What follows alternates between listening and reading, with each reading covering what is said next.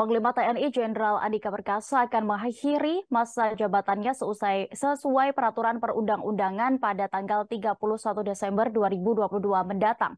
Pimpinan DPR hingga saat ini belum menerima surat presiden atau surpres terkait pergantian Panglima TNI.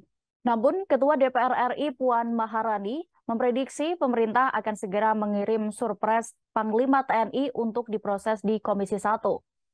Ia berkeyakinan surpres itu akan dikirim sebelum reses penutupan masa sidang DPR RI. Puan meyakini Presiden Jokowi memiliki pertimbangan siapa yang layak menjadi Panglima TNI menggantikan Jenderal Andika Perkasa. Oleh karena itu, surpres disebut Puan akan segera dikirim ke DPR. Adapun DPR masih akan bersidang sampai pertengahan Desember 2022. Anggota Komisi 1 DPR RI TB Hasanuddin sebelumnya juga sudah meminta pihak istana untuk segera mengirim surpres usulan pengganti Panglima TNI. Pasalnya, DPR akan memasuki masa reses pada 16 Desember 2022 mendatang hingga 9 Januari 2023. Politisi PDI Perjuangan ini mengatakan, sesuai pasal 13 ayat 6 Undang-Undang Nomor 34 Tahun 2004 tentang TNI, disebutkan bahwa persetujuan DPR RI terhadap calon Panglima yang diusulkan oleh Presiden disampaikan kepada Presiden paling lambat 20 hari. Tidak termasuk masa reses, terhitung sejak permohonan persetujuan calon Panglima diterima oleh DPR RI.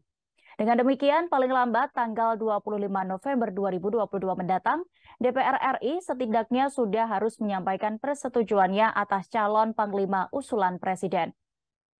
Terpisah pengamat militer Institute for Security and Strategic Studies, Hairul Fahmi mengungkapkan sejumlah hal yang mungkin terjadi apabila Presiden Jokowi tidak segera menyerahkan surat Presiden atau surpres terkait nama calon Panglima TNI ke DPR.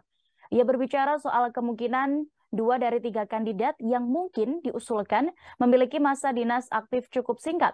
Jika salah satu dari mereka yang ditunjuk, maka masa kerja mereka pun juga akan lebih singkat. Bisa jadi kurang dari 1 tahun. Namun demikian, Fahmi menyebut bahwa kecil kemungkinan akan terjadi kekosongan Panglima TNI definitif, mengingat Presiden masih memiliki waktu yang cukup panjang. Selain itu, sepanjang sejarah tidak pernah ada kekosongan Panglima TNI definitif. Waktu yang tersisa sebelum DPR reses itu juga masih bisa digunakan Presiden untuk menimbang dengan seksama sebelum menyampaikan usulan calon Panglima TNI ke DPR. Terkait kemungkinan perpanjangan masa jabatan, Fahmi menyebut dalam Undang-Undang TNI tidak mengenal opsi perpanjangan masa jabatan Panglima TNI.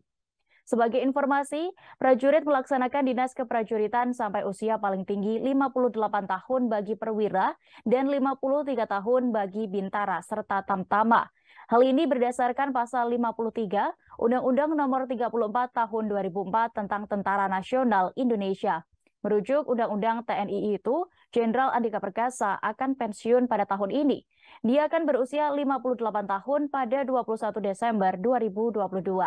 Adapun Kepala Staf Angkatan Laut Laksamana Yudo Margono digadang-gadang berpeluang menggantikan Andika Perkasa sebagai Panglima TNI.